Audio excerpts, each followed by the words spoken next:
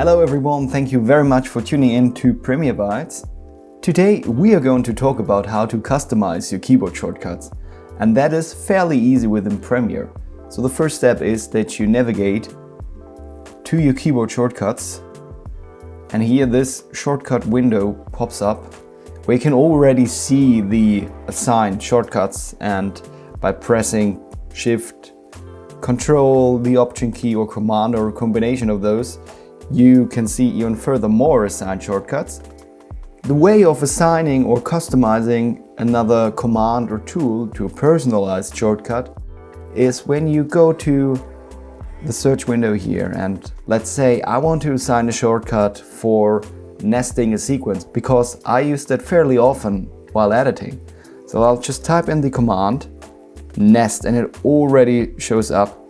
And by clicking on the shortcut column here, I can assign this new shortcut. Let's use Shift, Control and E. Don't forget to save it. Pressing OK. Confirming that the shortcut worked. You're good to go to use this new shortcut from now on. That's all the magic behind it. Thank you very much for watching.